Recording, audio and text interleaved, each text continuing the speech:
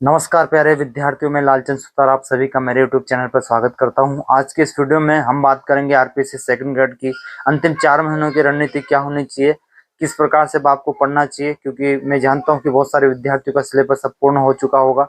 बहुत सारे विद्यार्थी ऐसे भी होंगे जो रिवाइज कर रहे होंगे, और बहुत सारे विद्यार्थी ऐसे भी हैं जो अभी भी सोच रहे हैं कि सर हम अब शुरू करेंगे, अब जीरो से हम शुरू करेंगे। तो उन सभी के लिए ये वीडियो बहुत ही महत्वपूर्ण होने वाला है। आपको अंतिम 4 महीनों की रणनीति क्या रखनी चाहिए, कैसे पढ़ना चाहिए, वो सारी बातें इस वीडियो में कहूंगा। तो वीडियो को शुरू से अंत तक जरूर देखना। देखिएगा मित्रों, सबसे पहली बात तो ये है कि जैसे समय नजदीक आता है एग्जाम का, डर हमारे अंदर ऑटोमेटिक आ जाता है। हमें ऐसा लगता है कि हमारा सिलेबस पूरा नहीं हो पाएगा, हमने जो पढ़ा है वो हम भूल जाएंगे, और हमें ऐसा भी लगता है कि हम इस एग्जाम में सफल नहीं हो पाएंगे। बहुत सारे मन के अंदर बातें होती है, और उन बातों से ही हमारा मनोबल टूट जाता है और हमें लगता है कि हम सफल नहीं हो पाएंगे। तो देखना, सबसे पहली बात तो है कि अपने मन से डर को निकालिए। अब डर को कैसे निकालोगे, उसका सीधा सीधा सा डर निकालने का एक सीधा सा फंडा मैं बताता हूँ आपको, कि आप निरंतर पढ़ते रहो।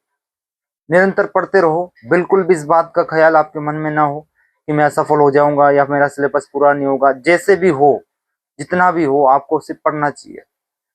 चाहे आपके कोई टॉपिक छूट भी रहे हो तो भी आपको ये नहीं सोचना है कि मैं सफल हो जाऊंगा, क्योंकि पूरा 100 में से 100% ला करके आप सफलता प्राप्त करो, ऐसा कोई जरूरी नहीं है। 70%, 80%, 60% तक जो है सिलेक्शन दे देते हैं।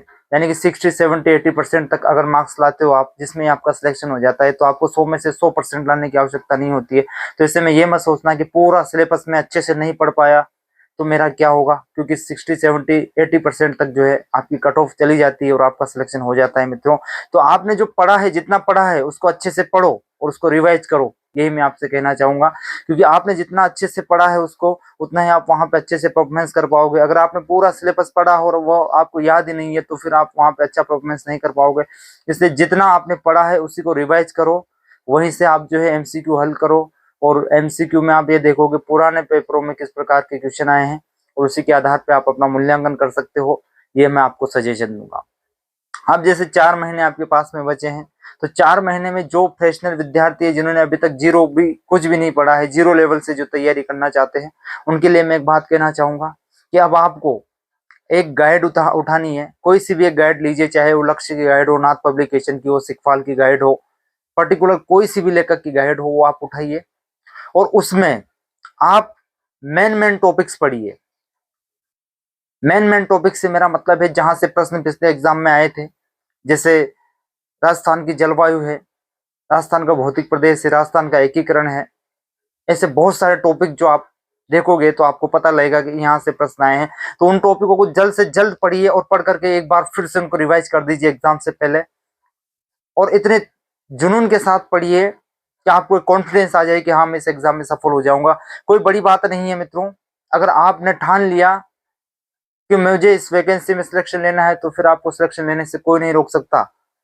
और अगर आपने ये सोच लिया कि अब तो बहुत कम समय बचा है, अगर मैं पढ़ाई शुरू भी कर दूंगा तो मेरा सिलेक्शन नहीं हो पाएगा, क्योंकि बहुत सारे विद्यार्थी जो पहले से पढ़ रहे हो तो बहुत आगे निकल चुके होंगे।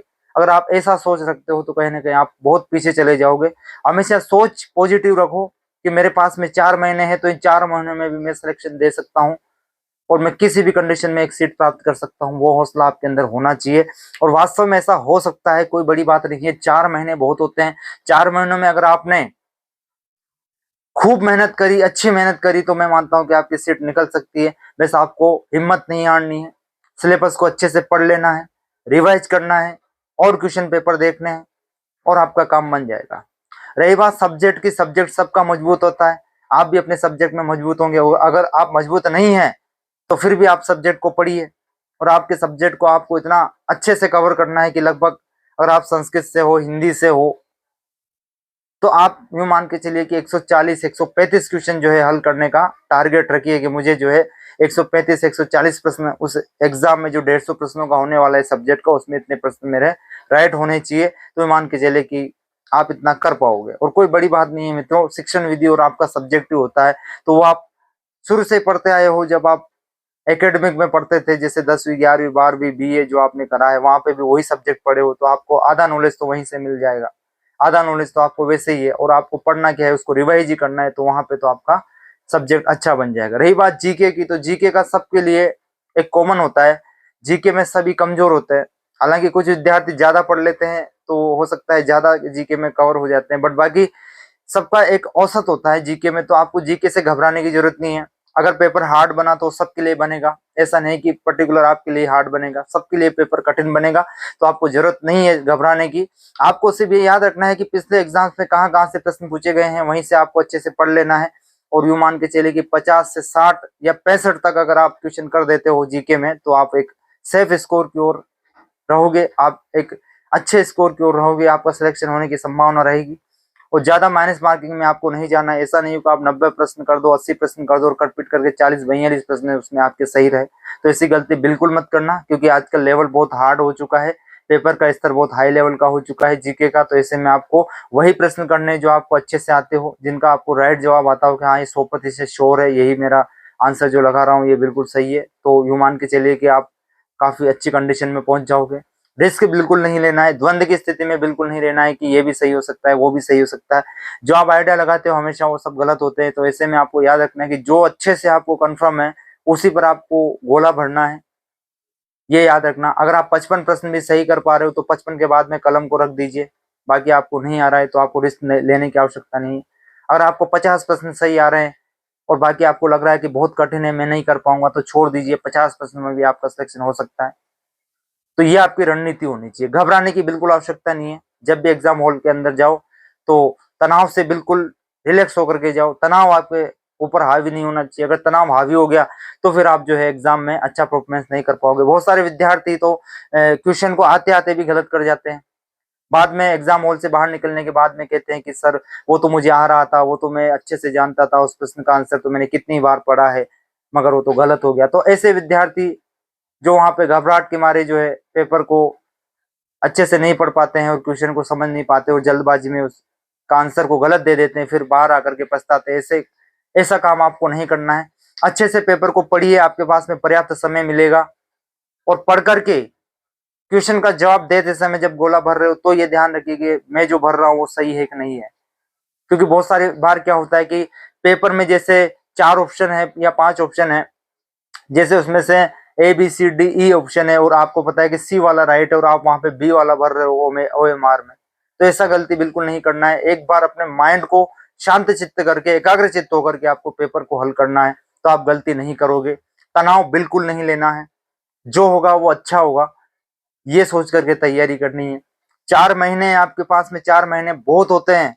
किसी भी वैकेंसी में अगर आपको सीट लेनी है तो इन 4 महीनों में भी ली जा सकती है, मगर आपका हौसला इतना बुलंद हो कि आपका डायरेक्शन सीधा सीधा पेपर की ओर हो।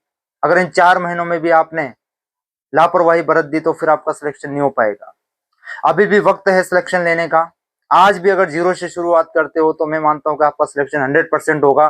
बस आपको तन मन धन से जुट जाना है अपनी किताबों की ओर। ज्यादा ऑनलाइन यूट्यूब या फिर मान के चलो कि बाहर की सामग्री से आप बचिए। जो आपके पास सामग्री है उसी को आप पढ़िए, उसी को बार बार रिवाइज कीजिए। ज्यादातर यूट्यूब पे वीडियो मत देखिए। अगर आपको करंट अफेयर भी पढ़ना है तो करंट अफेयर को भी आप ऑनलाइन की बजाय ऑफलाइन पढ़िए, क्योंकि आप ऑनलाइन पढ़ते पढ़ते न जाने कौन से वीडियो पे चले जाते हो। जैसे आप कोई ऑनलाइन क्लास देख रहे हो और नीचे कोई अलग सजेशन दिया हुआ है, तो आप देखना बिल्कुल उस पे क्लिक करोगे जो नीचे दिया होगा, यार ये बिल्कुल सही लग रहा है, फिर उस पे क्लिक करते फिर तीसरे वीडियो पे चले जाओगे, चौथे पे चले जाओगे। इस प्रकार से आपका समय जाता जाएगा। तो आपको ध्यान रखना है, पढ़ाई करते समय आपका माइंड एकाग्रचित होना चाहिए। अपने रूम पर या लाइब्रेरी में जहां पर भी आप पढ़ रहे हो वहां पर अपनी किताबों पर पूरा विश्वास आपको रखना है। ऑनलाइन से ज्यादा ऑफलाइन आपको पढ़ना है, तब जाके आपको सफलता मिल पाएगी। हालांकि बहुत सारे विद्यार्थी ऑनलाइन के फेवर में ज्यादा होते हैं, उनको लगता है कि सर हमें तो ऑनलाइन से ज्यादा समझ में आ रहा है। तो आपको अगर वहां से अच्छे से समझ में आ रहा है और आपका समय व्यर्थ नहीं हो रहा है और आपका सिलेबस अच्छे से कवर हो रहा है तो आप पढ़ लीजिए। मगर ध्यान रखना, अगर आप ऑनलाइन में ज्यादा समय वेस्ट कर रहे हो और आप अपने सिलेबस से दूर जाते जा रहे हो, आपको लग रहा है कि मैं पूरा सिलेबस कवर नहीं कर पाऊंगा, तो आप ऑनलाइन से हट जाइए और ऑफलाइन पर आ जाइए और जल्द से जल्द अपनी किताबों से सिलेबस को पूरा कीजिए, रिवाइज कीजिए और टेस्ट दीजिए और अपना सिलेक्शन जो है आप ले लीजिए। ये मैं आपको कहना चाहूंगा। डरने की बिल्कुल आवश्यकता नहीं है।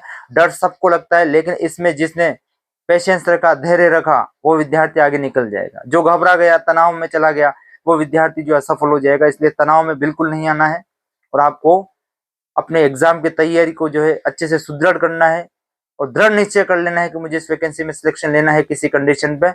आगे मेरा कोई चांस नहीं बनेगा, मुझे तो इसी वैकेंसी में सिलेक्शन लेना है, ये सोच करके तैयारी कीजिए। अगर आपने इसको यूं सोच करके तैयारी करी नहीं अभी तो बहुत सारी वैकेंसी आएगी, अभी तो आगे बहुत सारी वैकेंसी आएगी, मैं तो बाद में तैयारी कर लूंगा, अभी इसमें नहीं भी हुआ तो कोई दिक्कत नहीं, ऐसे मन में नहीं ठानना है।